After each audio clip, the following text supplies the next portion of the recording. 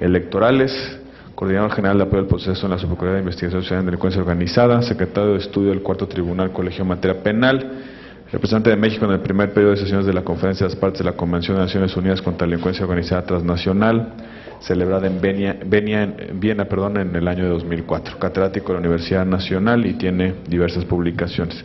Tiene el uso de la voz, doctor Pérez Daza, para una intervención inicial. Bienvenido y muchas gracias. Con su venia, señor presidente. Senadores, este proceso de comparecencias públicas deja constancia no solo de que el Senado de la República ejerce su facultad constitucional para designar a uno de los miembros del Consejo de la Judicatura Federal, sino fundamentalmente da cuenta a la sociedad mexicana de que lo hace con transparencia y con la finalidad de escoger al mejor candidato. Por eso aprovecho la ocasión para saludar a todos los que han comparecido y a los que están próximos a hacerlo y les deseo el mejor de los éxitos. Senadores, en virtud del tiempo que se me concede para hacer mi presentación, emplearé un método inductivo, es decir, presentaré 3 casos concretos, problemas que representan retos para el Consejo de la Judicatura Federal, y a continuación presentaré las propuestas de solución a estos planteamientos que, en caso de ser nombrado consejero de la Judicatura Federal, me comprometo públicamente a llevarlas a cabo. Primer problema. La justicia en materia penal no es pronta ni expedita. Los juicios tardan años en concluirse y actualmente tenemos muchos procesos penales federales que se tramitan por exhorto. La ley prevé la posibilidad de que los detenidos se encuentren en un centro de máxima seguridad, por ejemplo en Tamaulipas, y que su juicio se tramite aquí en el Distrito Federal. ¿Se pueden imaginar ustedes los problemas que actualmente enfrentamos en el sistema de justicia penal con la política de que los reos federales no pueden ser internados en las cárceles locales del lugar donde se cometió el delito?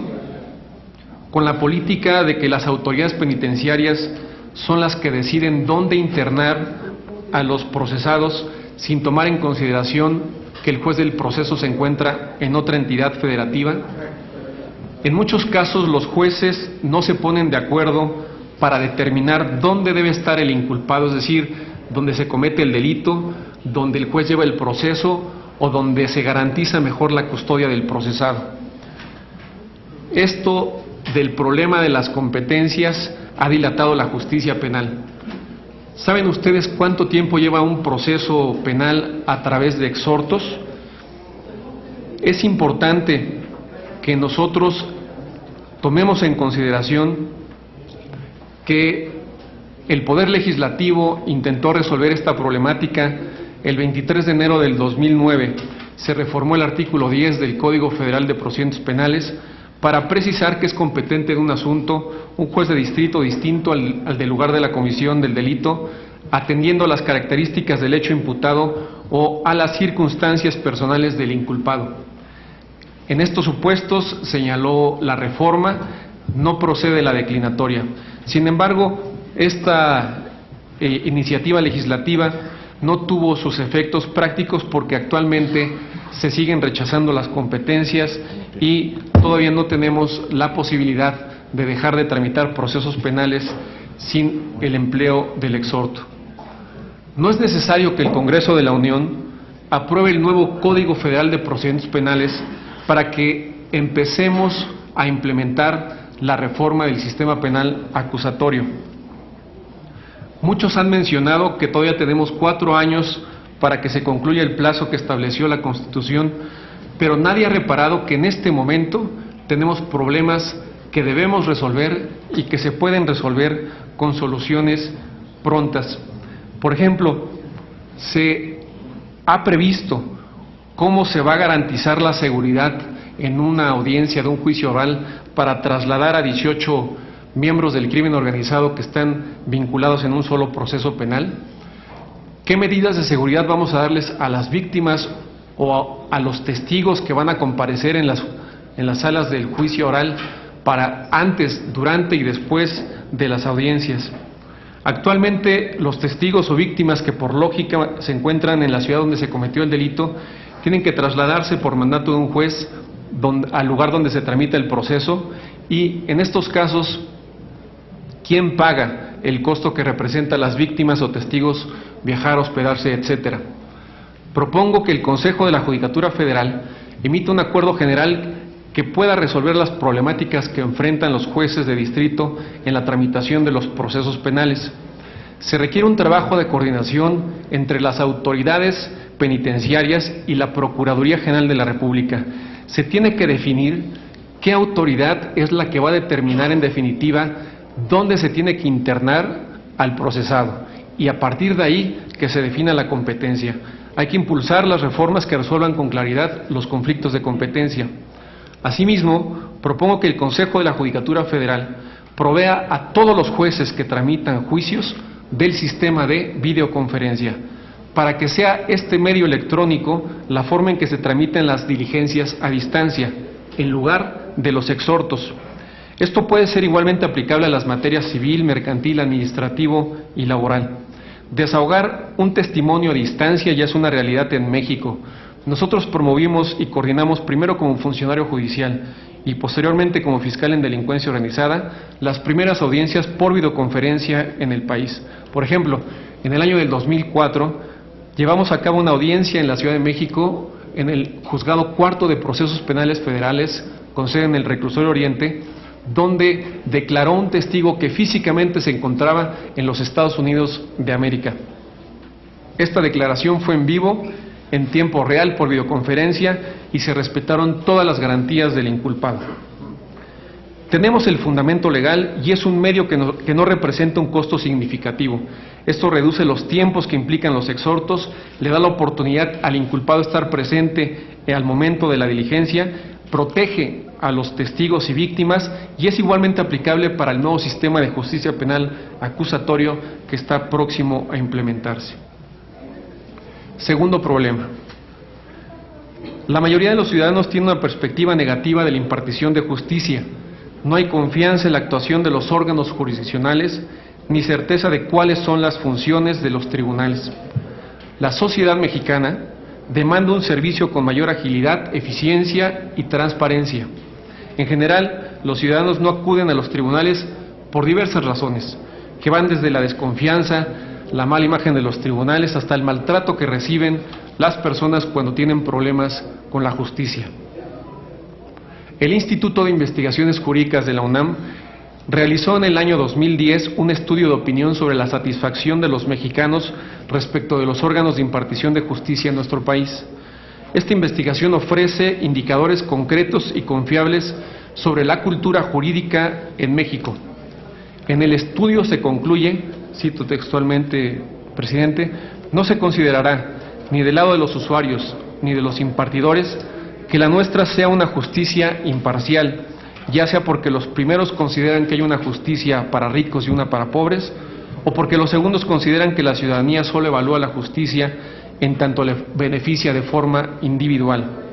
Asimismo, puede afirmarse que la justicia no cumple con los requisitos mínimos de eficacia, ya que hay un exceso de trabajo en los tribunales, personal insuficiente en los mismos, lo cual hace lentos y complicados los trámites jurídicos y dificulta el acceso a la justicia para la ciudadanía.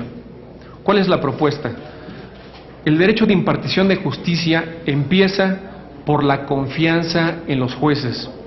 Es necesario que la sociedad mexicana conozca cuál es el procedimiento para seleccionar y nombrar a sus jueces y magistrados. Se requiere hacer mayor publicidad a las convocatorias que el Consejo de la Judicatura Federal emite para los concursos de oposición para juez de distrito o magistrado de circuito. Tiene que difundirse en el canal judicial.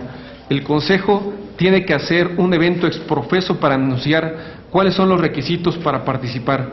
Tiene que exponer con claridad y comunicar a la sociedad cuáles son las necesidades que motivaron la creación de nuevos órganos jurisdiccionales y cuál es el perfil del juzgador que se requiere para cumplir los retos que previamente hayan sido establecidos. Es muy importante que los mexicanos tengan conocimiento de cuáles son los exámenes y las pruebas que se tienen que acreditar para ganar ese concurso. cuántos participantes compiten por un solo puesto, cuál es el mejor método de evaluación para garantizar objetivamente que gana el mejor calificado para esa función. Tiene que potencializarse la transparencia en los concursos, hacerlos públicos, como este proceso en el que ahora participamos, transmitirlos en vivo en el canal judicial, convocar a los medios de comunicación para que se publiciten todas las etapas. Debe invitarse a las instituciones de educación superior para que se mejoren y cambien constantemente las preguntas y los reactivos de la prueba escrita. Invitar a observadores de toda la República o incluso observadores internacionales que hagan constar la transparencia y la imparcialidad con la que se designa a los jueces y magistrados en México. El Consejo de la Judicatura Federal debe lograr que la sociedad se involucre en los concursos precisamente para que tenga la certeza de que se seleccionó al mejor preparado y capacitado para cumplir tan alta responsabilidad.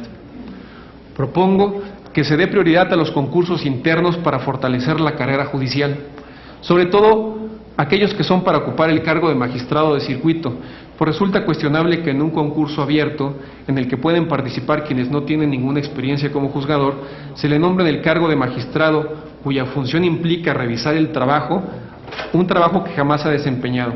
Esto desmoraliza las aspiraciones de aquellos funcionarios judiciales que sí han estado en el escalafón de la carrera judicial.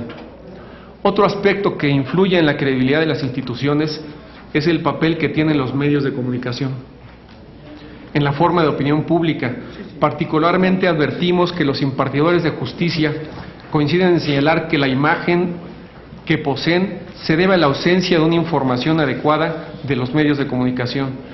Esto desde la perspectiva de los justiciables no se debe necesariamente a la manipulación de la información, sino tal vez a que no haya suficiente conocimiento de lo que supone un juicio de amparo, una averiguación previa o el debido proceso. Propongo mejorar las relaciones con los medios de comunicación, crear una comisión en la que participen líderes de opinión a quienes se les proporcione la información oportuna y veraz sobre los procesos y las resoluciones de impacto nacional, que se ofrezca capacitación a los periodistas sobre la administración de justicia, que se difunda el quehacer de los órganos jurisdiccionales y las áreas administrativas del Consejo. Propongo fortalecer la imagen institucional y la honorabilidad de los diferentes juzgadores a través de la Dirección General de Comunicación Social, que se defienda la imagen institucional y se realicen todas las acciones pertinentes para garantizar la independencia del Poder Judicial.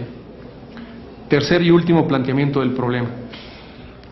La relatora especial sobre la independencia de los magistrados y abogados del Consejo de Derechos Humanos de las Naciones Unidas visitó a México en misión oficial por invitación del Gobierno Federal del 1 al 15 de octubre del año 2010.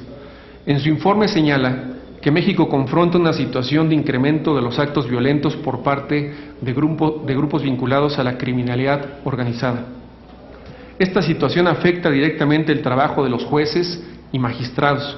En muchas ocasiones los operadores de la justicia no pueden actuar con libertad y de manera plenamente independiente y autónoma, pues son sujetos a amenazas, intimidaciones, hostigamientos y otras presiones indebidas. Durante la estancia de la relatora especial en el país, por ejemplo, se presentó un ataque en las instalaciones del Poder Judicial de la Federación en Monterrey que dejó a un oficial de seguridad herido. Actualmente, la seguridad de los jueces y magistrados que son amenazados por el crimen organizado es otorgada en la mayoría de los casos por la Procuraduría General de la República, con fundamento en una averiguación previa que se inicia por los hechos denunciados por el funcionario judicial. Sin embargo, no hay certeza ni regulación de cuánto tiempo durará la custodia.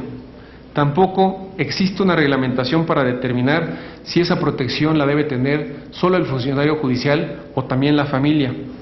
¿Cuántos elementos deben ser asignados en la custodia? Proponemos que el Poder Judicial contrate con su presupuesto el servicio de custodia para funcionarios judiciales, que lo haga con el cuerpo de policía más especializado y capacitado. No olvidemos que la custodia de funcionarios públicos es una especialidad diversa a la policía de investigación y a la policía preventiva. Se tiene que emitir un acuerdo general para definir quién se encargará de analizar los riesgos en cada caso particular, determinar la procedencia de la custodia y otras medidas de seguridad que deben implementarse ya sea en el domicilio particular del funcionario o en el recinto judicial, de ser el caso. También tiene que definirse en la normatividad quién será el facultado para determinar en qué momento debe concluir las medidas de seguridad. En casos excepcionales, el cambio de adscripción del funcionario en peligro puede ser una medida idónea de protección, sin que ello implique que puede o debe proceder antes de que concluya la labor judicial que le fue encomendada. Para esto tendría que reformarse el artículo 119 de la Ley Orgánica del Poder Judicial de la Federación, que regula el sistema de las adscripciones y prevé, entre otros elementos para la adscripción, la antigüedad y el desempeño, pero no cuestiones de seguridad. El Poder Judicial de la Federación debe contar con un sistema integral de prevención y protección para todos los operadores de la justicia a nivel federal. Es importante que exista una judicatura sólida, independiente y efectiva en todas sus actuaciones. La independencia de los jueces de distrito y los magistrados de circuito permiten que sean respetados todos los derechos de los mexicanos. Por respeto a su tiempo, hasta aquí es cuanto, señor presidente. Muchas gracias, doctor Pérez Daza. Tiene el uso de la voz para formular pregunta el senador Manuel Camacho. Sea usted bienvenido, doctor Pérez Daza. Felicitaciones por su ensayo y por su intervención. A mí me parece que tiene usted ideas muy claras. Sin embargo, sobre este último punto que usted menciona, yo me hago la pregunta ya no desde el punto de vista de lo que nos gustaría que fuera, sino de la realidad. Es decir, ¿en qué medida se puede lograr la protección efectiva de todo el sistema judicial, o en qué medida habría que tener prioridades y concentrar la protección en aquellos que tienen una responsabilidad más directa en casos que pueden ser sujetos a presiones y amenazas? Gracias, senador. Tiene usted hasta 3 minutos para dar respuesta a las interrogantes, doctor Pérez Daza. Muchas gracias, senador, por su pregunta. Primero quisiera señalar que una necesidad que debemos implementar de manera inmediata es la especialización por materia en todos los juzgados de distrito del país. Es decir, todavía existen juzgados mixtos en los que el juzgador tiene que ver el trámite de amparo, tiene que ver el tema en materia civil y después se convierte en juzgado de procesos penales. Yo creo que tenemos que concluir inmediatamente con el tema de la especialización y en ese sentido todos los jueces de procesos penales federales que se encuentran adscritos a lugares donde se encuentran centros de máxima seguridad, materialmente se han convertido en jueces de delincuencia organizada. De modo que esa sería, contestando a su pregunta, señor senador, la propuesta para establecer una prioridad en el tema de la selección de a qué juzgadores hay que brindarles esta protección de manera inmediata. Incluso también debemos tomar en consideración que un juez federal que ya esté por determinados años en una circunscripción, eso implica un riesgo importante para su persona y para su familia por el número de casos que constantemente está resolviendo en delincuencia organizada. Entonces, el tema de las adscripciones también y la rotación para esta clase de juzgadores debe ser una cuestión muy importante que se tiene que valorar e implementar. Yo estoy seguro que, por ejemplo, en la actualidad se puede brindar la protección que requieren los juzgadores, sobre todo aquellos que están amenazados por el crimen organizado. Hay una información pública del Consejo de la Judicatura Federal en el sentido de que son aproximadamente 100 casos de custodia que actualmente se están tramitando. Tenemos aproximadamente 800 magistrados y 400 jueces a nivel federal, de modo que ahorita el problema significativamente en proporción no es grave. Por eso es muy importante establecer el plan de prevención. Gracias, doctor Pérez Daza. Senador Fernando Yunes, por favor. Gracias, senador presidente. Doctor Pérez Daza, gracias por su intervención. Yo le preguntaría en torno a la implementación de la reforma constitucional en materia penal. Representa un gran reto para el país y en gran medida la correcta implementación de la misma depende de sus operadores. Yo le preguntaría en su opinión cuáles son los principales obstáculos que hoy presenta la implementación de este nuevo sistema de justicia penal en el orden federal, y si usted llegara a ser designado como consejero de la Judicatura, ¿cuáles serían las 3 principales acciones que en este sentido usted desarrollaría? Gracias, senador Yunes. Adelante, doctor Pérez Daza. Con su bendición, señor presidente. Gracias, senador, por su pregunta. Es muy importante señalar que la implementación de la reforma del sistema de justicia penal acusatorio puede hacerse de manera progresiva, independientemente de que actualmente tenemos los mismos problemas en materia penal. Voy a señalar 2 casos concretos. El primero sería las medidas cautelares. En nuestro sistema penal tenemos la posibilidad de defendernos gozando de la libertad provisional bajo caución si somos acusados por un delito. Y el juez establece ciertas medidas para garantizar que el procesado no se sustraiga de la acción de la justicia, le fija una caución, una serie de medidas procesales.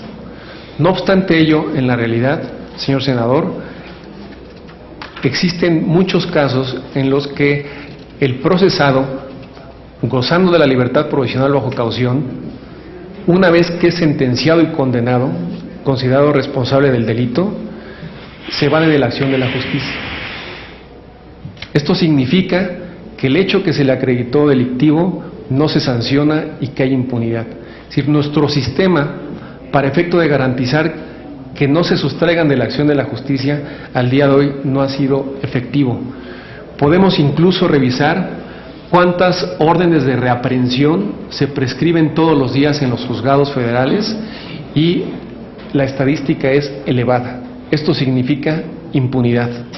Entonces, si esto sucede ahora que tenemos un sistema donde hay una serie de delitos que merecen pena privativa de la libertad y están en la cárcel, con el nuevo sistema de justicia penal se va a respetar más el principio de presunción de inocencia y por lo tanto más personas van a estar en libertad provisional. ¿Cómo vamos a garantizar que finalmente al cabo de un proceso penal donde resulte condenado penalmente se pueda ejecutar la pena? En el proyecto del Código de Procedimientos Penales que está en la Cámara de Diputados, se señala que una de las medidas para garantizar que no haya sustracción de la justicia es los brazaletes electrónicos. Entonces, esta es una medida que ya se está aplicando en varias partes del país, es una medida que podríamos empezar a implementar de manera inmediata y que va acorde con una de los postulados del nuevo sistema penal acusatorio. El otro punto que puedo mencionar concretamente es el denominado principio de oportunidad.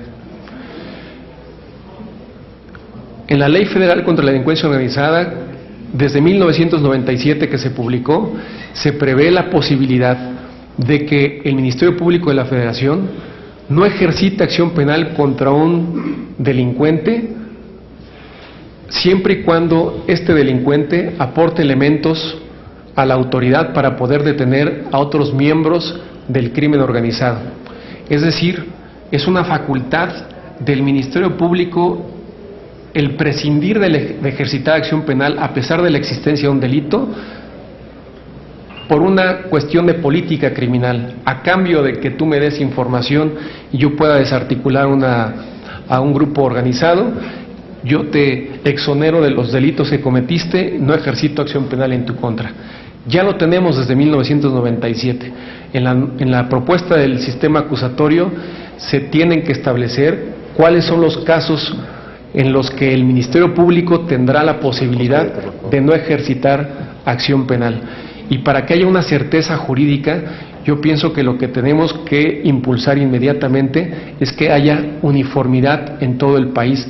No pueden ser unas reglas distintas que se apliquen, por ejemplo, ahora en el sistema acusatorio en Chihuahua. Son completamente distintas las hipótesis del principio de oportunidad que están actualmente vigentes en el Estado de México o en Oaxaca. Entonces, este problema lo estamos viviendo, lo podemos prever y lo podemos instrumentar a la brevedad. Gracias, doctor Pérez Daza. Senador Miguel Romo, por favor. Gracias, senador presidente. Licenciado Pérez Daza, bienvenido al seno de esta Comisión de Justicia. Y bueno, al darle la bienvenida, veo con interés su experiencia, particularmente en su tarea, su desempeño institucional en la Procuraduría General de la República, como asesor de la Procuradora y como fiscal en materia especializada de delitos electorales. Y también he escuchado con mucha atención cómo usted se ha referido, y comparto desde luego, en cuanto al mecanismo que debe de prevalecer para poder seleccionar, para poder certificar, actualizar justamente al juzgador. Particularmente usted lo contextualizó en el entorno de los juicios orales y habla de cómo los jueces deben de despertar, acreditar y ejercer un ámbito y una conciencia social de confianza fundamental. Habló obviamente de la especialización y habló obviamente de la utilización y uso de medios electrónicos como las videoconferencias, que implica un ejercicio o una interacción en tiempo simultáneo, en tiempo real, y todo eso me parece fundamental para lo que vemos y tenemos frente a nosotros en el futuro en el contexto de la justicia mexicana, particularmente la justicia penal. Obviamente la Ley Orgánica del Poder Judicial otorga al Consejo de la Judicatura el determinar los lineamientos, los mecanismos, la metodología para la selección, la capacitación y certificación justamente de esos juzgadores y de todos aquellos que trabajan como responsables y encargados de hacer posible la aplicación de la ley y consecuentemente también el respeto de las garantías. Y todo eso está muy bien, me queda muy claro. Lo que me gustaría conocer de usted es, en el caso de que fuera usted elegido como consejero, ¿qué procesos impulsaría usted para determinar y cómo usted ahora aquí definiría justamente ese perfil de los juzgadores para esto que estamos comentando? Muchas gracias, señor presidente. Muchas gracias, senador. Por favor, doctor, proceda. Con su venia, señor presidente. Muchas gracias, señor senador. El artículo 105 de la Ley Orgánica del Poder Judicial de la Federación establece como premisa para la designación de jueces y magistrados potencializar el servicio de carrera. Y posteriormente, el artículo 112 de la Ley Orgánica nos establece como procedimiento los concursos, ya sea internos o abiertos. Cuando se creó el Consejo de la Judicatura Federal, uno de los primeros acuerdos que emitió para convocar a los aspirantes, se hizo una designación de jueces y magistrados en 1995 por méritos, incluso violando el texto de la ley. La ley dice que hay que hacer concursos de oposición y en ese entonces se nombraron por méritos. Posteriormente, en 1999, en una convocatoria se agregó que para ser juez de distrito tendría que cursarse una especialidad en administración de justicia. en el año 2006, en otra convocatoria, el Consejo de la Judicatura Federal señaló que tenía como requisito que hacerse un examen de naturaleza psicológico para ver el perfil del juzgador. Lo que quiero poner de manifiesto es que no ha habido una uniformidad o un planteamiento en el procedimiento de cuáles son los requisitos que vamos a establecer para efecto de seleccionar a los jueces y magistrados en nuestro país. Lo mencionaban con anterioridad, son 3 fases: un examen por escrito, la elaboración de un proyecto de sentencia y un examen oral. Yo creo que lo primero que se tiene que establecer en los parámetros es que haya transparencia en las reglas, para que todos tengamos la misma posibilidad, para que exista el mismo derecho, es decir, cuántos reactivos se van a hacer, cómo se hacen esos reactivos, qué es lo que se les va a preguntar, antecedentes del Poder Judicial, o vamos a querer juzgadores progresivos en materia de derechos humanos. Entonces hay que establecer qué método de interrogatorio le vamos a formular a los jueces y magistrados que requerimos para el país. En el caso de la prueba del proyecto de sentencia, ¿quién es el que elige los proyectos de sentencias que se van a elaborar para jueces? ¿En qué materias son? ¿Cuáles son los planteamientos de problemas que queremos que resuelvan nuestros jueces que tenemos ahorita en la actualidad? Y en la tercera etapa, unas preguntas orales. ¿Cuáles son las garantías que tenemos de que en un examen oral no exista la posibilidad de hacer preguntas con mayor dificultad a uno que a otro ponente? Y tampoco hay una regla clara de establecer exactamente cuántos puntos le constituyen a cada uno de los concursantes la prueba escrita, la prueba del proyecto o la prueba oral. Entonces, yo creo que lo primero que se tienen que establecer son reglas claras, que los que participen no tengan la menor duda de que el proceso es transparente e imparcial y que ellos mismos conozcan cuáles fueron los errores que cometieron al momento de la evaluación, que sepan, que estén convencidos de que ganó el mejor. Yo pienso que tenemos que potencializar la transparencia en el método, en el procedimiento de la selección de los jueces y magistrados. Transparentar la gestión pública permite a la sociedad mexicana, le da el instrumento de combatir la corrupción. Es decir, tenemos que saber cómo se designan a nuestros jueces y magistrados, y tenemos también que abrir la posibilidad de que no solamente sea el Instituto de la Judicatura Federal el encargado de elaborar los interrogatorios o los proyectos, sino que también todas las universidades públicas y privadas puedan participar en establecer los modelos de jueces y en establecer los reactivos y las preguntas que se tengan que elaborar, porque además tienen que ser obviamente cambiantes, progresivas a la situación que estemos viviendo y dependiendo de la ubicación geográfica en la que se encuentre la plaza y la materia en la que tengan que responder. Gracias, doctor Pérez Daza. No tengo otro orador inscrito. En consecuencia, hemos concluido esta comparecencia. Le agradecemos al doctor Pérez Daza su participación, no sin antes también felicitarlo por su inscripción en este procedimiento. Muchísimas gracias. Termina.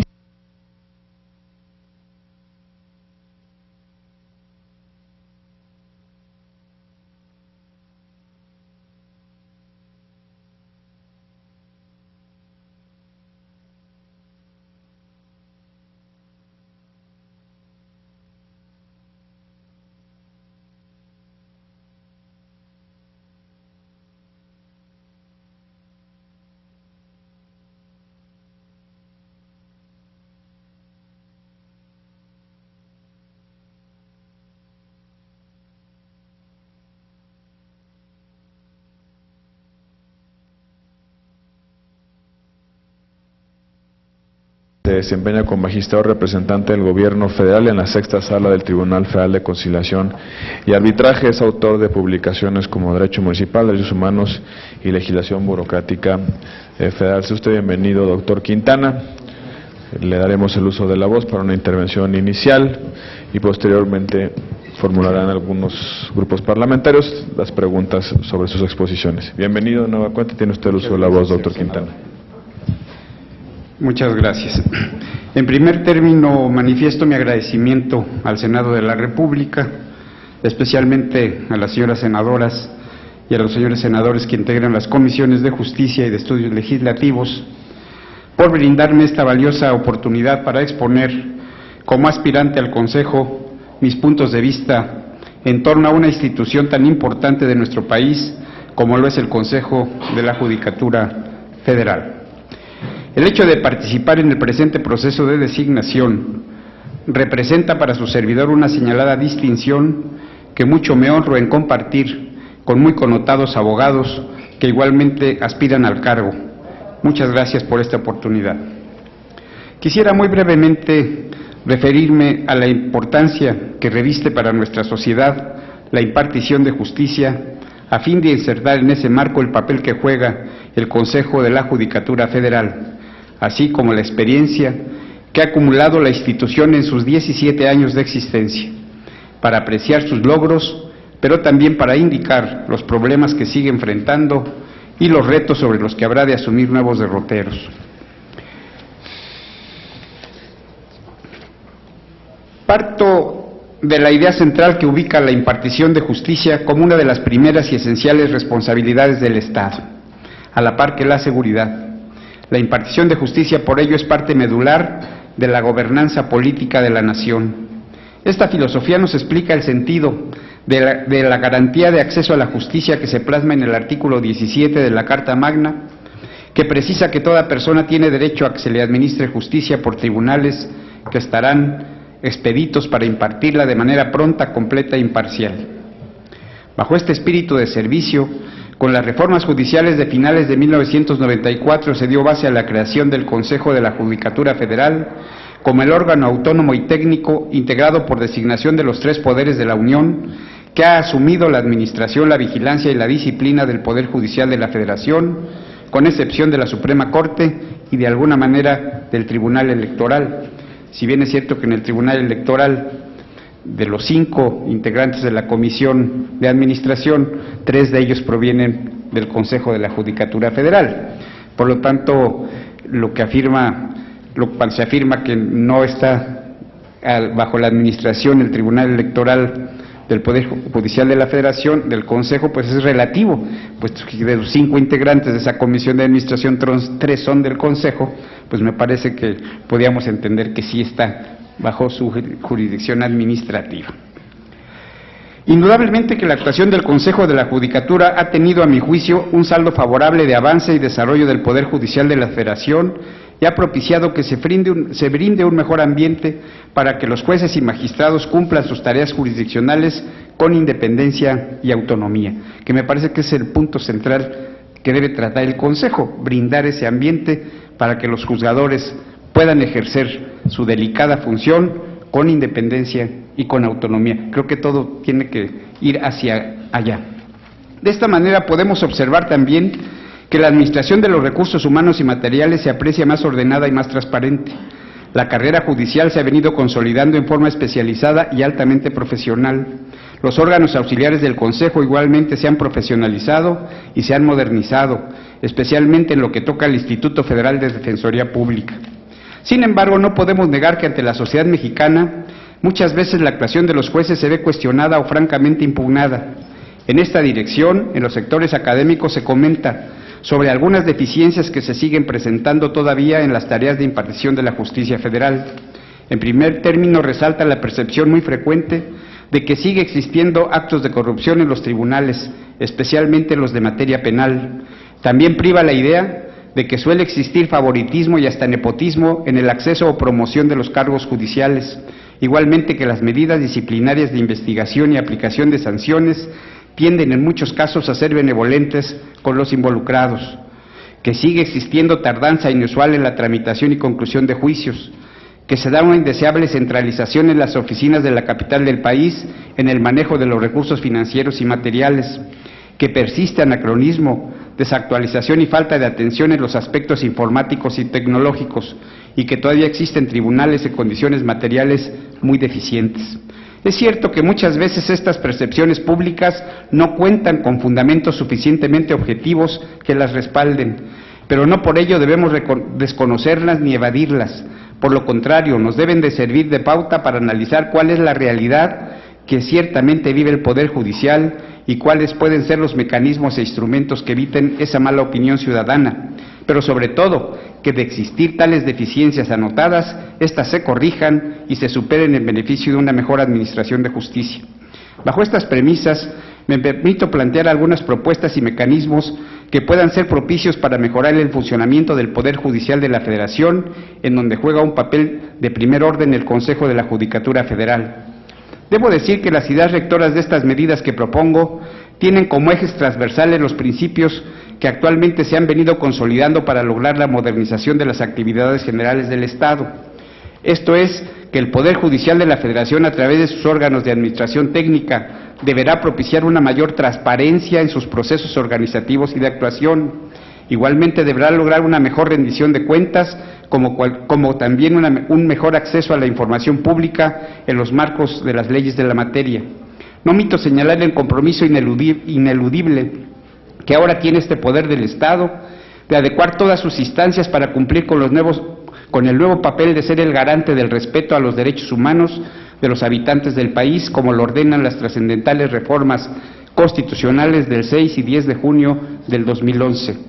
Para lograr estos cometidos propongo que se sumen todos los esfuerzos de los integrantes del aparato judicial para lograr una nueva visión del Poder Judicial de la Federación, acorde con el espíritu de la 10ª época de la actuación judicial que ha establecido la Corte, sobre todo para que se defina con nitidez el papel que en nuestro tiempo toca jugar a este poder del Estado en la construcción de la democracia mexicana, entendida esta como un sistema de vida fundado en el constante mejoramiento económico, social y cultural del pueblo, según lo precisa el texto del artículo 3 de nuestra ley superior.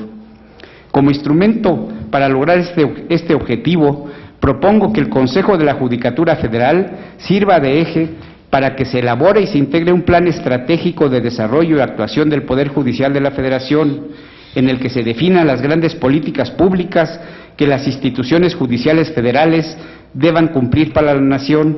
Igualmente se precisen en el plan las metas y objetivos que los distintos plazos operativos se deban alcanzar, así como que se establezcan las estrategias sectoriales y los mecanismos para llevar a buen fin la función jurisdiccional a su cargo. Hace falta este instrumento estratégico porque en base en ello se dará una adecuada directriz a todos los esfuerzos que sin duda las diversas instancias del Poder Judicial han venido llevando a cabo, pero que parecieran dispersas y sin ejes convergentes. Por otra parte, los programas para cumplir los retos que debe enfrentar el Consejo de las materias de juicios, como son juicios orales, acciones colectivas, derechos humanos y nuevo diseño del amparo, juzgados de cateos y de arraigo, plenos de tribunales colegiados, seguridad personal de los jueces y magistrados, implementación de medios alternativos de solución de controversias, diseño de tecnologías aplicables a los procesos judiciales y otras más de este corte, estarían también vinculados a este ejercicio de planeación y de acción. En cuanto a problemas concretos que enfrenta el Consejo de la Judicatura Federal, en el cumplimiento de sus atribuciones, estos son muchos y de muy diversa índole, pero me referiré solamente a uno de ellos, al que dediqué el ensayo que se nos pidió, que es el del ejercicio de las facultades disciplinarias. Creo que en este punto tan delicado deberá insistirse en la aplicación de medidas preventivas que tiendan a disuadir y a evitar las conductas ilícitas de los juzgadores y del personal de apoyo, como son la aplicación de protocolos de confianza, el seguimiento más puntual de la situación patrimonial y sus incidencias, la supervisión periódica de la visitaduría bajo protocolos más estrictos de una verdadera auditoría funcional. Estas en su conjunto podrían ser medidas adecuadas para buscar un mejor desempeño en esta tarea. Propongo que en esta línea de concientización de disciplina se complemente el Código de Ética del Poder Judicial de la Federación que existe hoy en día con una visión de orden deontológico, con el fin de pasar de un énfasis personal a una visión gremial de los juzgadores, reforzando así las conductas deseables en los impartidores de justicia.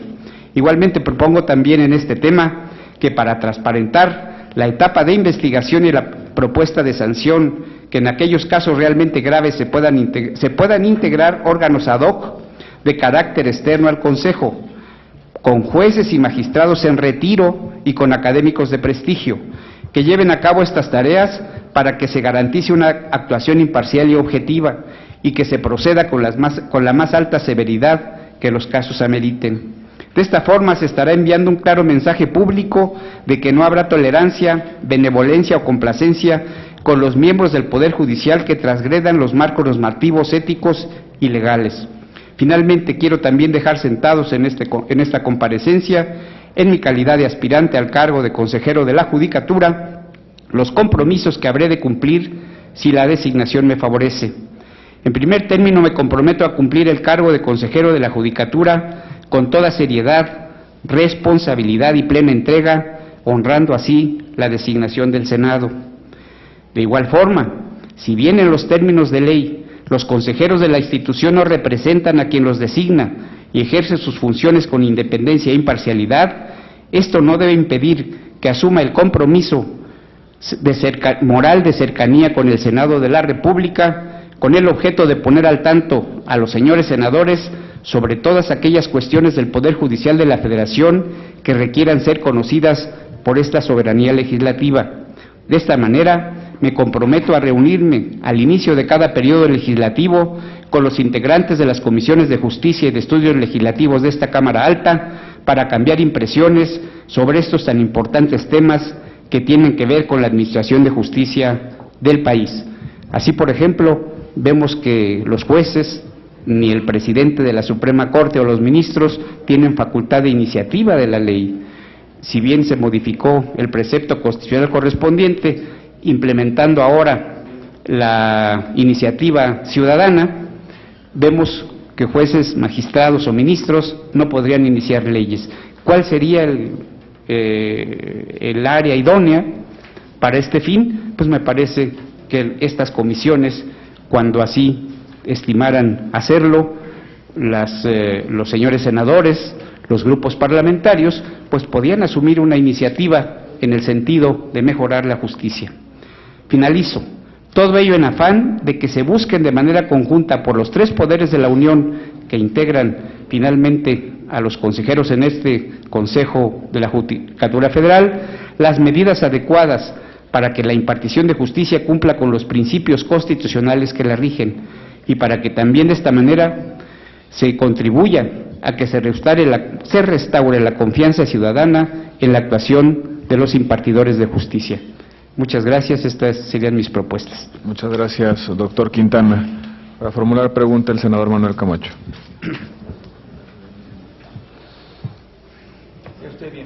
Muchas gracias, senador. En su ensayo, usted señala una serie de deficiencias que los especialistas marcan en la manera como está funcionando el Poder Judicial Federal.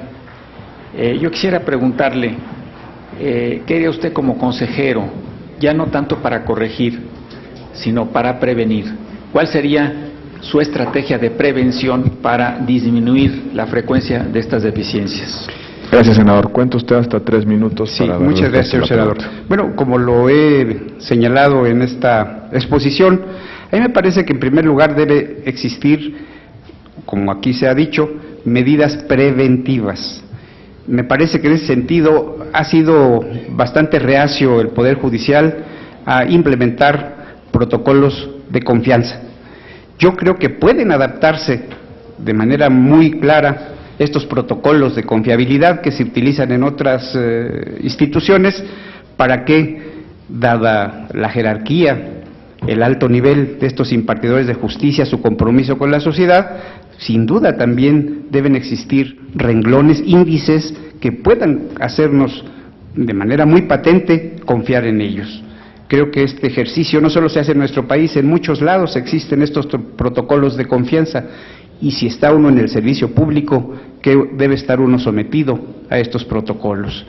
También el seguimiento muy puntual de la situación patrimonial. Recientemente en el Consejo se firmó un convenio con la Comisión Nacional Bancaria en este sentido, para que tuvieran la accesibilidad la comisión relativa de disciplina del Consejo a seguir la situación patrimonial de los jueces y magistrados. Existe un registro patrimonial en el propio Consejo de jueces y magistrados, pero muchas veces no se le da un seguimiento muy puntual. Yo creo que las medidas preventivas son muy importantes, pero también las medidas, en este sentido, sancionadoras. Me parece que debe existir mucho más contundencia en estas medidas sancionadoras. Sí notamos que desde la creación del Consejo para acá, solamente 7 magistrados, 3 jueces han sido destituidos. Vaya, qué bueno, y yo sé que la mayor parte de nuestros juzgadores, la enorme mayoría, son personas honestas, capacitadas, competentes, dedicadas y entregadas. Pero con un solo juez o un solo magistrado que incurra en estos ilícitos, se rompe la confiabilidad de la sociedad en la justicia. Sería lo que yo propondría, señor senador. Muchas gracias. Gracias, doctor Quintana. En el turno de Acción Nacional voy a permitirle hacerle una pregunta. Usted hacía énfasis tanto en su ensayo, su exposición y ahora en la respuesta que le ha dado el senador Manuel Camacho sobre la necesidad de que el Consejo asuma a plenitud sus facultades sancionatorias, que en buena medida tiene que ver con el combate a la corrupción dentro del Poder Judicial. Se ha discutido en esas comparecencias si el problema de la corrupción es grande o es pequeño, pero no me detengo en esa valoración, sino fundamentalmente a lo que usted considera que debe ser una de las atribuciones principales del Consejo de la Judicatura, sí, señor senador, inhibir y sancionar estas conductas. Actualmente el Senado de la República está discutiendo una propuesta para, de alguna manera, crear un órgano constitucional en materia de combate a la corrupción. En estricto sentido, su propia existencia, la creación de este órgano, pudiera derivar en el hecho de que buena parte de las facultades que actualmente tiene el Consejo de la Judicatura en materia disciplinaria y específicamente relacionadas con posibles actos de corrupción, pudieran trasladarse a este órgano constitucional autónomo.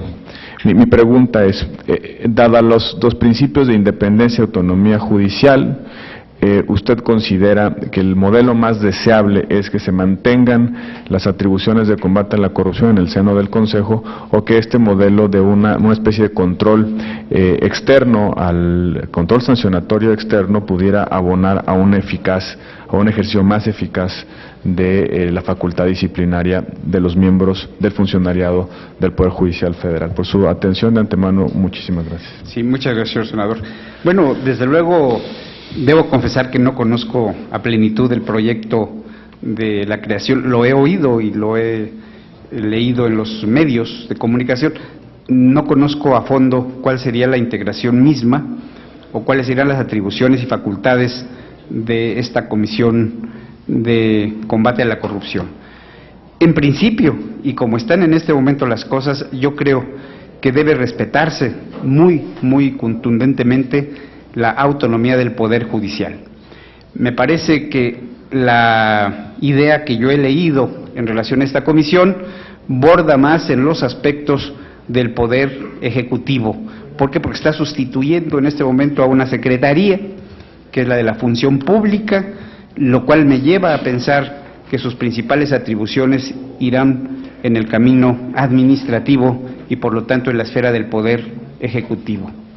Yo creo que el Poder Judicial tiene las instancias, los elementos y los mecanismos adecuados, siempre y cuando se mejoren estos, para poder seguir con esta facultad disciplinaria de combate a la corrupción. Reitero que esta sería mi postura personal, en el sentido de respetar, dentro de esta división de poderes que marca nuestra Constitución, el hecho de que la disciplina y sanción de los integrantes del Poder Judicial siga en manos de este poder. Esta sería mi postura personal, señor senador. Se lo aprecio mucho, doctor Quintana. Tiene el uso de la voz la senadora Arely Gómez para formular pregunta. Doctor Quintana, sí, gracias, senadora, por participar en este proceso y le damos la bienvenida aquí en el seno del Senado de la República, en las Comisiones Unidas de Justicia y Estudios Legislativos. Leyendo con detenimiento su ensayo, así como la participación que acaba de realizar y algunas preguntas, quisiera tocar de nuevo este tema para ver si me lo puede profundizar un poco más. en el sentido, usted en el apartado 2 de su ensayo y en su participación habla y ha hablado sobre el régimen disciplinario de los servidores públicos del Poder Judicial de la Federación y las facultades del Consejo en la materia.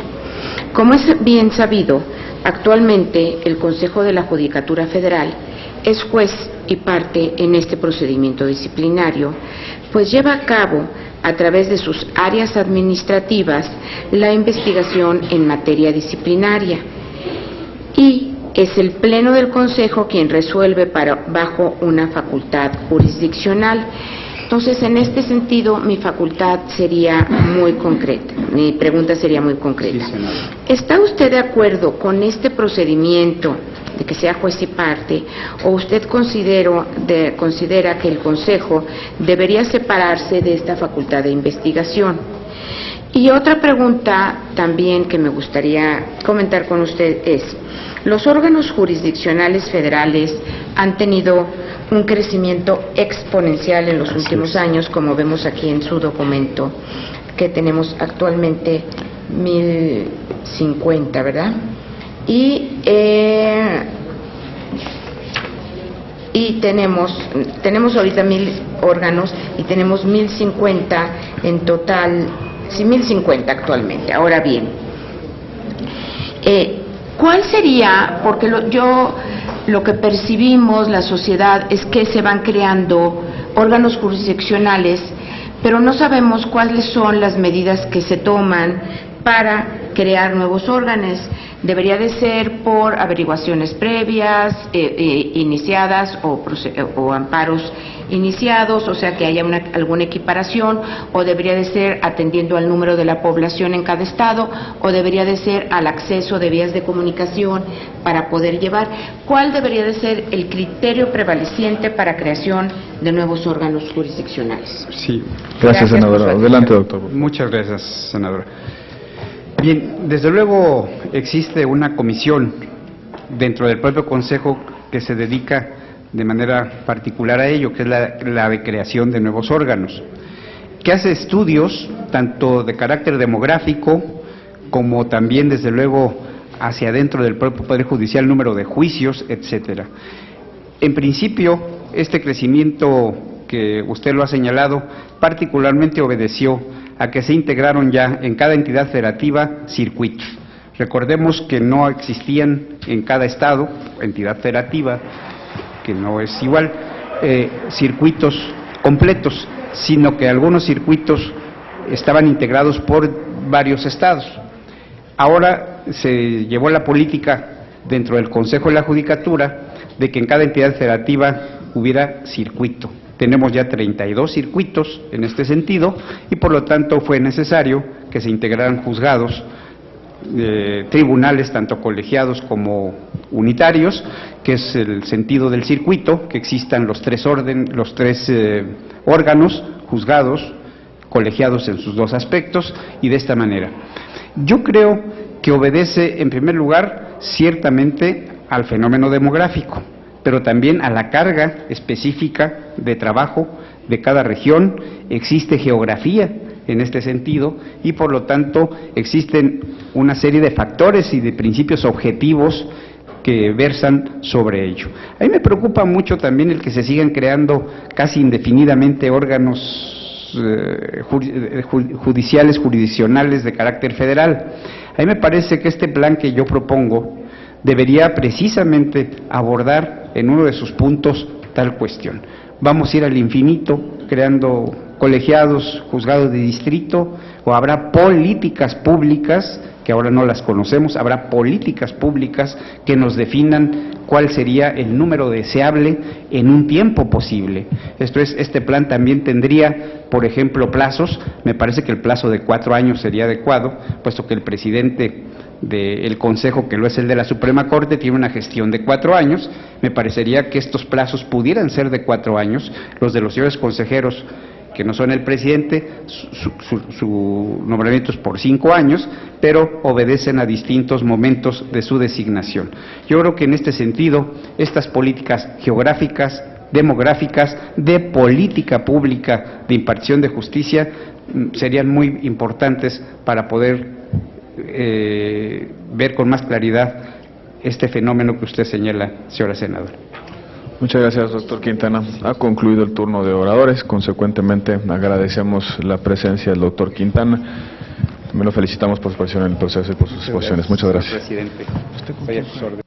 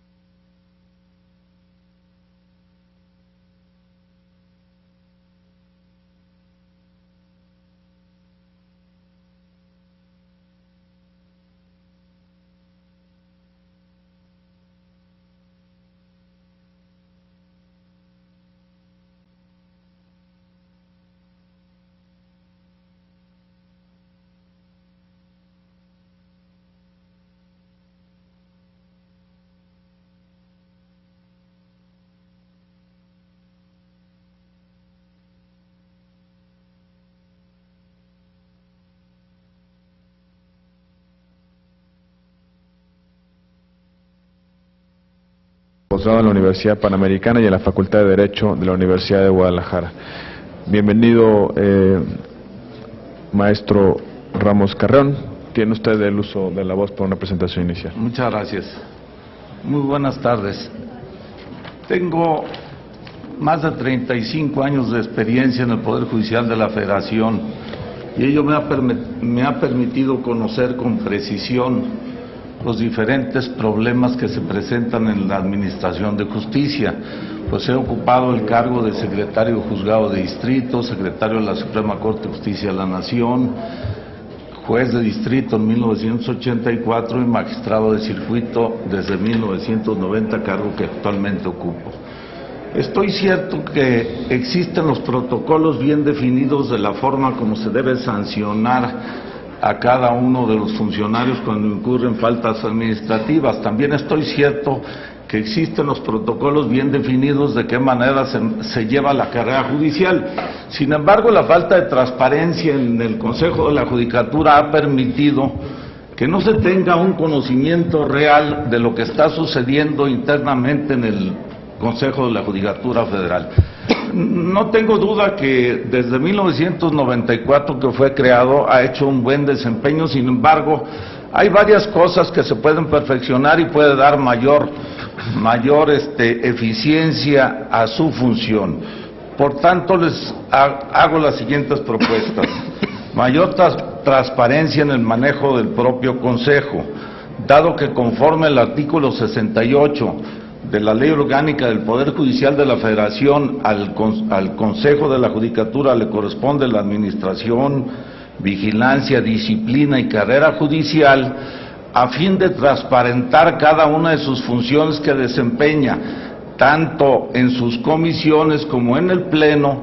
Propongo que se hagan públicas, de tal manera que puedan ser televisadas, sobre todo en aquellos aspectos donde tiene que ver con los aspectos de la disciplina, de la vigilancia, de la carrera judicial, de la administración y del manejo de los centavos. También propongo que los acuerdos que por escrito se promulguen por parte del Consejo se hagan del conocimiento del público en general para que esté la sociedad en posibilidad de conocer a perfección cómo se administra, vigila, disciplina y realiza la carrera judicial. Propongo que el Consejo realice foros, cuando menos una vez al año, con diversas universidades, asociaciones de abogados y medios de difusión y público en general, para que se retroalimente de estas instituciones, de tal forma que tengan conocimiento cómo ven ellos el actuar del Consejo de la Judicatura y haga las adecuaciones conducentes. Asimismo, propongo que el sistema de seguimiento de expedientes denominado CICE, que constituye un instrumento que nos permite a todos los juzgadores del país tener conocimiento directo de la forma como vienen resolviendo los jueces a nivel nacional y de esta manera poder tener mayor eficiencia en la administración de justicia, que este sistema no se limite al organismo interno, sino que se haga del conocimiento del público en general, especialmente de los abogados, para que estén en mayor posibilidad de proteger los derechos humanos del gobernado. No me queda duda que en la materia de disciplina es la que mayor importancia tiene la transparencia, porque de ello depende la confianza que puedan tener los que acudan al Poder Judicial de la Federación en demanda de justicia, toda vez que se parte del supuesto que los jueces deben de contar con independencia, imparcialidad, objetividad, profesionalismo y excelencia en su actuar. Y en muchas ocasiones, como no se conoce de qué manera realizamos nuestra función, propongo que esta deba ser pública, es decir, que deba ser televisada, de tal manera que el público en general conozca la manera como estamos administrando justicia. Yo no creo que si es que existieran las sesiones preliminares que hace rato escuché que había en los colegiados, no creo que ellas puedan ser de alguna utilidad para la sesión pública. Y digo que no creo porque al final de cuentas ustedes saben que somos tribunales colegiados que integramos 3 magistrados y muchas veces estas resoluciones salen por mayoría de votos. Y esa mayoría de votos, la única forma de conocerla pues es a través de la televisión.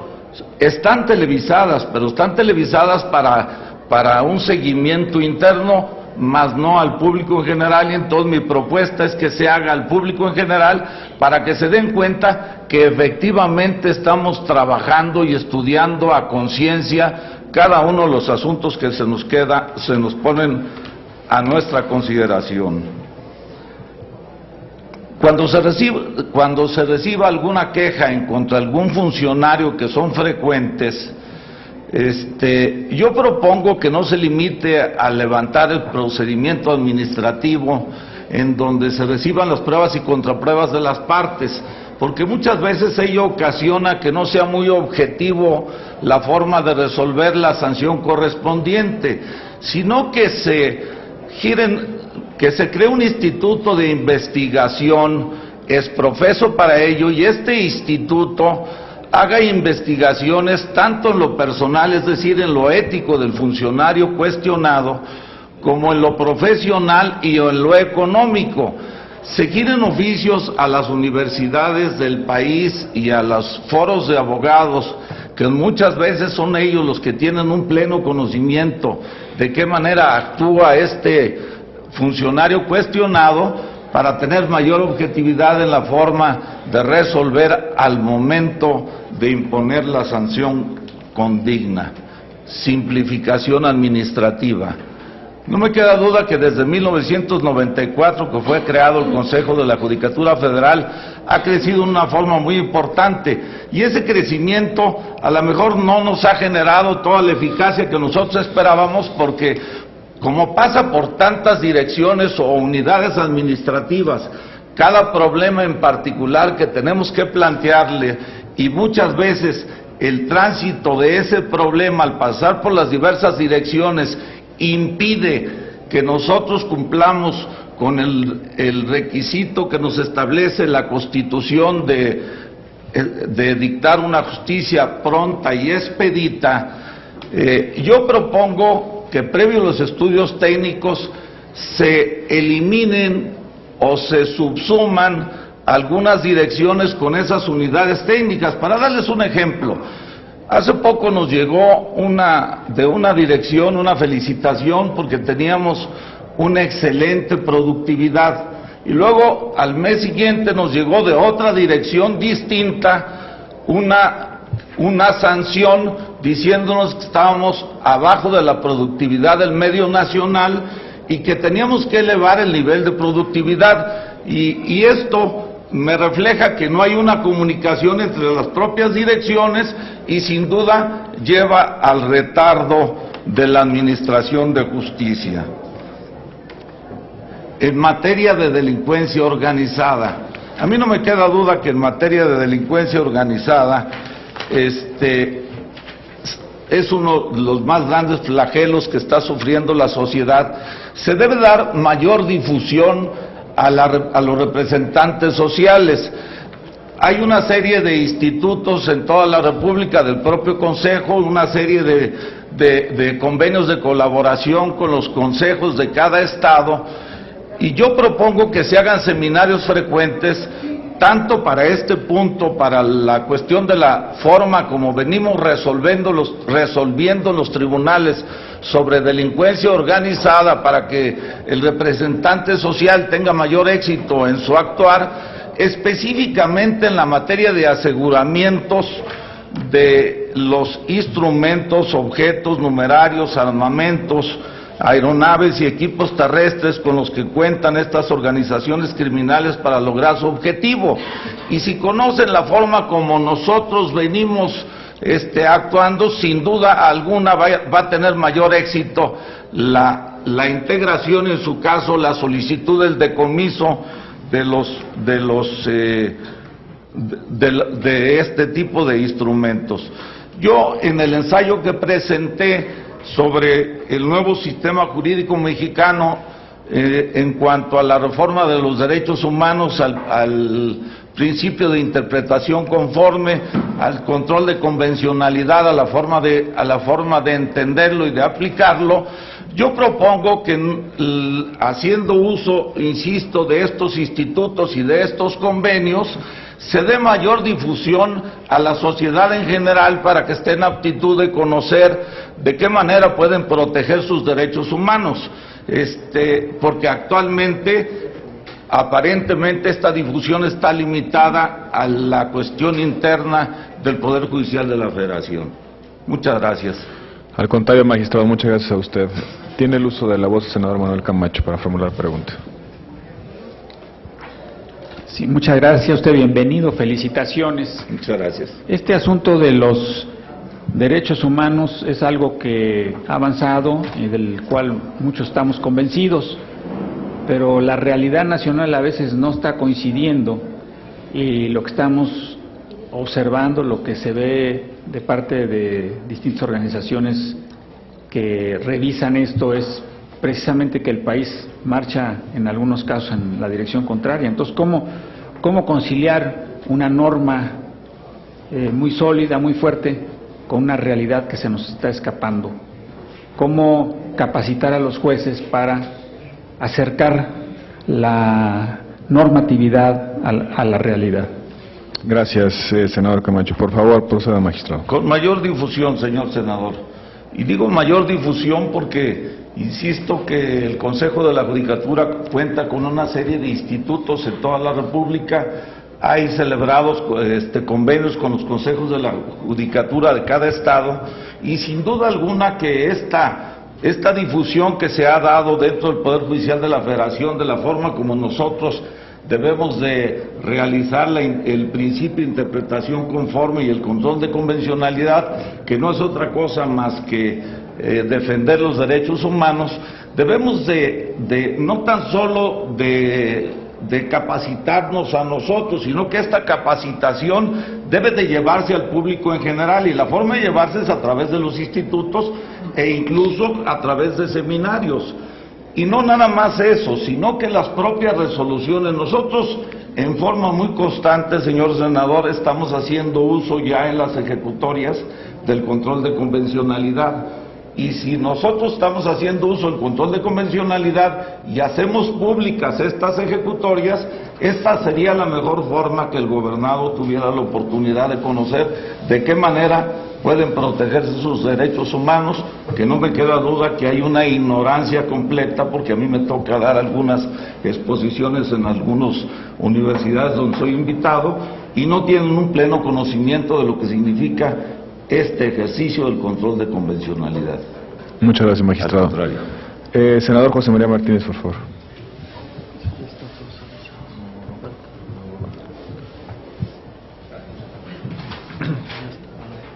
Gracias, senador presidente.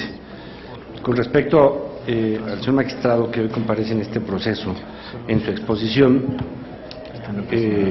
la identifico en dos partes.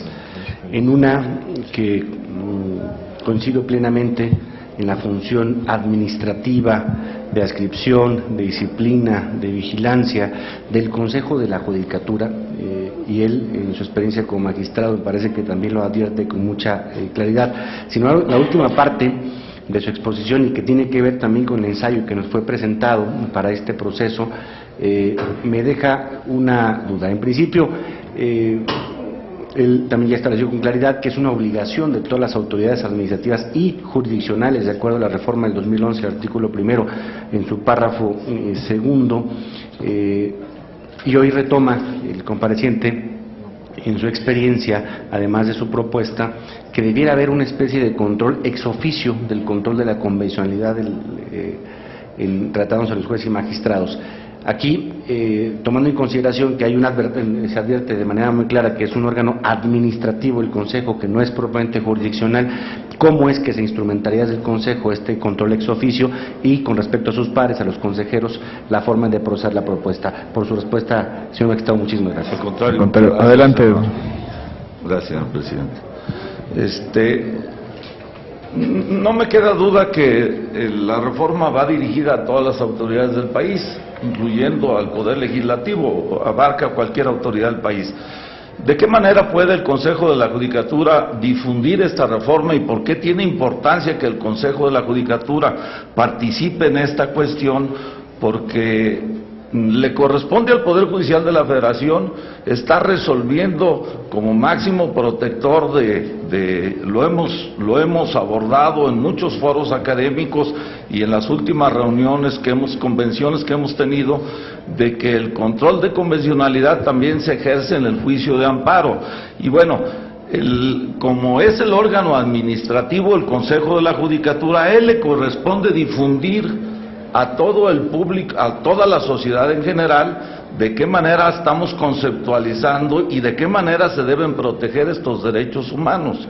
Este es un nuevo paradigma de un nuevo sistema jurídico mexicano. Estamos entrando a otro mundo, a un mundo que no estábamos acostumbrados. Como decía el señor senador, el concepto de los derechos humanos como que en algunos lados no se han conceptualizado de tal manera porque se siguen violando. La única forma de evitarlo es transmitirlo, es hacerlo público, es llevar cada vez más hasta el último rincón del país cuáles son la forma como nosotros venimos resolviendo, de qué manera venimos conceptualizando nosotros como intérpretes de la ley. Corte lo hace a través de sus casas de la cultura, pero el Consejo de la Judicatura tiene los institutos de la Judicatura y es un medio de difusión hacia la sociedad de estos criterios. Creo que esa es una función muy importante para que el gobernado esté en posibilidad de conocer y de tener mayor confianza en el Poder Judicial de la Federación, que al final de cuentas es quien lo va a venir a proteger de sus derechos humanos. Al contrario. Gracias, magistrado. Senador Arturo Zamora, por favor. Gracias, presidente. Felicidades, magistrado, por la Muchas propuesta gracias. y las respuestas también a estas preguntas. Muchas gracias por participar en este proceso. Yo tengo claro que los objetivos del Consejo de la Judicatura, cuando se crea, es en muchos de los sentidos mejorar los contenidos de las resoluciones del Poder Judicial de la Federación. Entiendo que se hacen visitas ordinarias y extraordinarias constantemente a los tribunales de tiempo en tiempo, y muchos de los servidores públicos dedican gran parte de su tiempo, días, tal vez hasta semanas, a preparar precisamente estas visitas. A mí me parece que esto es en desatención a las partes, al proceso mismo e incluso a la productividad. Entiendo que también gran parte de los objetivos de las visitas, en ocasiones los titulares, sus metas son más cuantitativas, en el sentido de cumplir con estadísticas que permitan en un momento dado establecer incluso la referencia que hace rato usted mencionaba. ¿Cómo mejorar la productividad, pero no solamente en términos estadísticos? ¿Cómo mejorar las condiciones de anhelo de justicia? Tal vez pensar en aprovechar lo que hoy nos ofrece, pues en estos tiempos modernos, los distintos medios de comunicación, de información, buscar cómo podríamos encontrar decisiones jurisdiccionales más sustantivas que den carta de naturaleza a todas estas reformas que se han venido comentando. ¿Qué aportaría en un supuesto, ya en el Consejo de la Judicatura, para buscar precisamente estos objetivos? Gracias, senador. Adelante, magistrado. Como no, señor senador. Yo estoy seguro que la solución está en los juicios en línea. Sin duda, los juicios en línea van a dar la solución a este problema, porque esta es una forma como el gobernado va a tener un conocimiento directo del tránsito de todo su juicio. De hecho, yo hace rato les proponía que es importante que porque ese juicio en línea todavía está en espera de que se apruebe el proyecto de la nueva ley de amparo, si es que se aprueba en esos términos. Pero mientras esto sucede, tenemos un sistema de seguimiento de expedientes denominado CICE. Nosotros ya llevamos un juicio en línea, alimentamos todos los días en ese sistema de seguimiento de expedientes, alimentamos cada acuerdo que dictamos. Todas las resoluciones que vamos pronunciando ya quedan plasmadas en ese sistema de seguimiento de expedientes. El problema es que ese sistema de seguimiento de expedientes es interno. Sin duda que las visitas nos quitan tiempo, porque sí tenemos que dedicarnos, nos hacen una serie de exigencias y tenemos que satisfacer esa serie de exigencias. Si tuviéramos ya la posibilidad de este juicio en línea, eso nos quitaría ese problema. Lo segundo es que yo no creo que haya necesidad de que haya visitas físicas, sino que las visitas se hagan como se vienen haciendo, una vía electrónica y otra física. La vía electrónica creo que es la que está funcionando, la física no la necesitamos más que cuando se tenga que hacer alguna visita extraordinaria, porque hay que hacer una investigación específica, pero no para darle seguimiento al expediente y no distraer la función de todos los integrantes del tribunal, que la deben dedicar a la cuestión sustancial para la que están designados, que es la administración de justicia. Muchas gracias. Se han agotado los oradores inscritos. En consecuencia, agradecemos al magistrado Ramos Carrión su participación en esta comparecencia.